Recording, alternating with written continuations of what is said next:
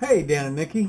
I know I should not just start making a video without having taken some notes, but I'm going to try it anyway. It's Monday, the 14th of September. Dan, I watched your video from when you guys were up in Pullman and, in Colfax. Yes, that was some crazy weather. Oh, there's a mosquito in here. Hold on. I'll have to wait for it to land. Anyway, that was some. I mean, I thought when I looked out the window, when you were looking out the window, watching the video, that it was storming outside, not just smoke and dust. It's like you're like the Jodes in it's like Oklahoma during the Dust Bowl. Yeah, that's some pretty crazy crazy wind and really nasty weather. I'm imagining that cannot be good for people with respiratory issues. How are your folks doing with all that? Hopefully they're fine. Sal Purith, yes, of course I remember Sal. I met her, actually, on numerous occasions, including in Tumwater. I don't think we saw her in Colorado when we went through Fort Collins on our big trip. But yes, I've met her many times. And that was really interesting what you said about you guys going out as your family of origin with your folks, with Linda and Tom and you, because it really does change. It changes the topic of conversations if you don't have any of your children there or your spouse, especially when you're together with people who who were together way before any of that.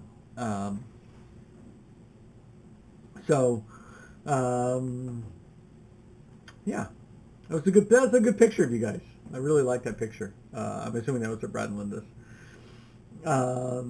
Here, all kinds of stuff going on. Marshall, of course, is still fortunately in classes. Currently, he's at work at Fastenal, but he really likes his classes. He, especially his history class, taught by this 70-year-old man named Seymour, who comes in every morning and gets a latte for his wife at the Mugby Cafe across from the university. But Seymour is great. He's a fantastic guy, and I think Marshall is actually very refreshed having instructors, professors, whatever, who can actually speak their minds and say what they think, rather than worry about towing the the party line of either public school or religious school or whatever it is. Anyway, yeah, he really likes it. Colleen and Preston had a road race. You gonna let them out? I don't know what they want. Just let them out. They had a cross-country race on Friday, and Preston was running JV because of the results of the previous week's race.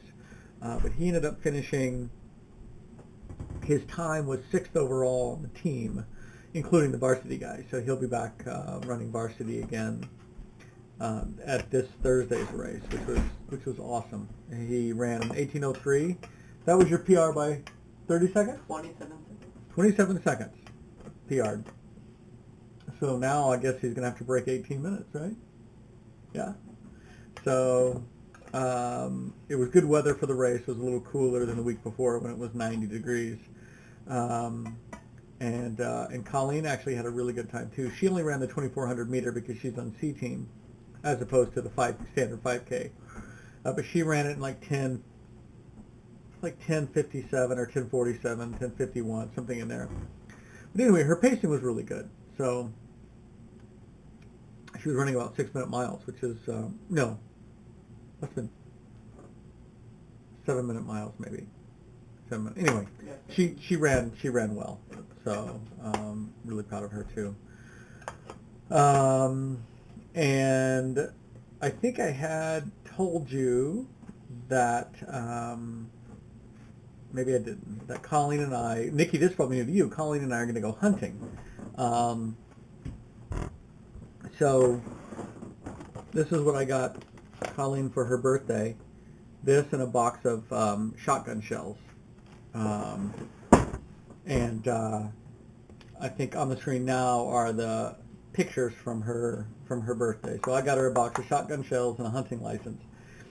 But she did her hunter safety. I think I talked about that in a summer video. She did her hunter safety this summer. So now she and I can go out together and hunt next month. Usually the hunting opener, in fact the hunting opener is in November, but there's a special youth hunt from October 15th through the 18th, 4 days, Thursday, Friday, Saturday, Sunday. And those Thursday, Friday are, it's like a statewide teacher in-service training days, the Thursday, Friday, so all the kids statewide have those days off. So anyway, usually in a situation like that with a youth hunt, an adult has to be with them, but the adults can't hunt. But in 2 sections only of Minnesota, and it happens to be one of the sections is the section that I hunt in. We're going to be hunting on Keith and Virginia's land, and I'll put some pictures up here, or some video, overlay some video of the tree stands that we're going to be hunting out of. There are 2 sections only in Minnesota in which there is going to be a special antlerless hunt, and you can take up to 5 deer, which is an incredible amount. I don't want 5 deer, but adults can hunt that too, which means I can actually hunt with Colleen during those 4 days. So, I mean, honestly, if we're both in the tree stand together, which I have to be with her, I'm not going to shoot something if she's got a shot at it. But her uncle, Steve, Beth's brother, sent a 20 gauge shotgun out for her to use. I think the 12 gauge was a little much for her. I don't want to knock her out of the tree stand. But we're going to go out and do some target shooting either this weekend or next weekend. I got to say something to Colleen that I never thought I would be saying to my 12-year-old daughter, and that is, honey, can you get your shotgun off the table and take it down to your room? So that was a good thing.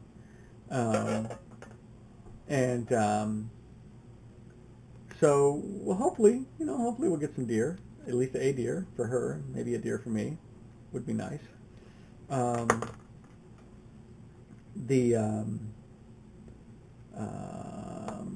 And then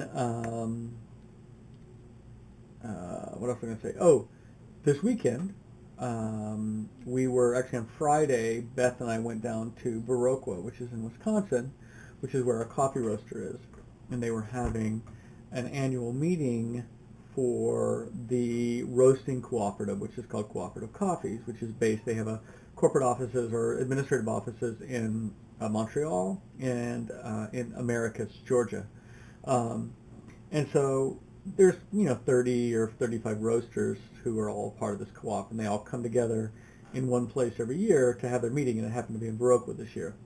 So Beth and I went down for the dinner and barbecue after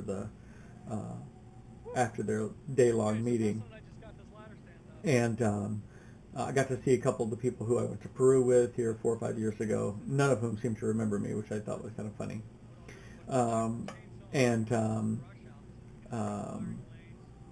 But on the way down to Viroqua, Beth got an email from a friend of hers. And she said that she's got 2 tickets to the Taylor Swift concert, and that she and her daughter were not able to go. This was on the Saturday, so it's just this past Saturday, and she's selling them for $50 for the pair. So I told Beth, jump at it. Unfortunately, I had a wedding, because I would love to have gone and saw T Swift. But Beth and Colleen went up on Saturday, and Beth actually got all the way up to St. Paul and didn't tell her what they were doing, and completely surprised her, so she was very excited. So anyway, well, you know what? Let me let Colleen tell you a little bit about the concert. And are you filming me? Yeah. Okay. She gave 5 speeches, inspirational speeches. And not 5, maybe 2 or 3. 5. And they were wearing these bracelets. There were these what?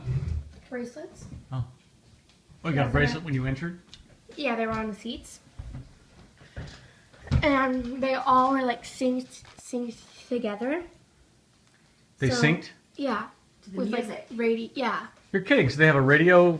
Mhm. They have a radio frequency. Yeah. An So they're- RF ID in these things. Yes. Mhm. Wow. So they synced with the music. Mhm. And different, like on the floor, it might have been all green, but then up in the stands, it was blue. Oh, you're kidding. It was, It was amazing. And- No wonder the tickets cost what they cost. and like even though we were sitting right next to each other, ours were not the same sync. Okay. So Wow. sometimes everybody's were on, and it was lots of colors. Sometimes it was every other one. Sometimes it was different colors every other one.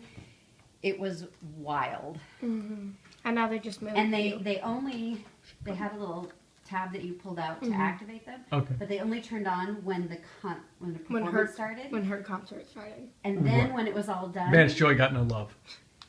now they're activated for motion.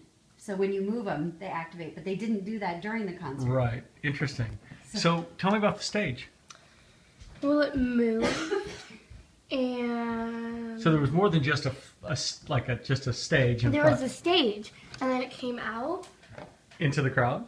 Yeah, like a runway, and then there was just like a thing at the end. But the middle part, it could fully rotate, and it like lifted up, and it could tilt, and it was cool.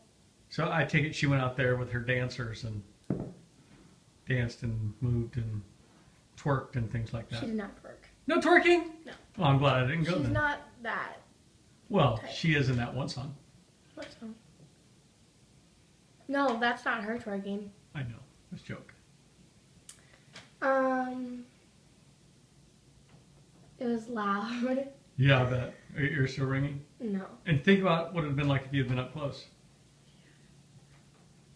Could you see her, or was she just a little small blonde blip?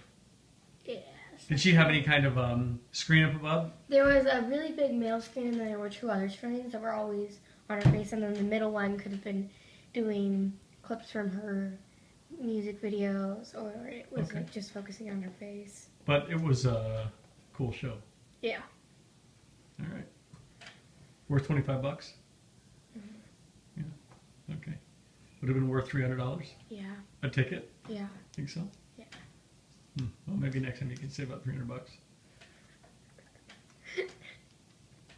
I guess that's all I got. So, go and sin no more. All right. Bye.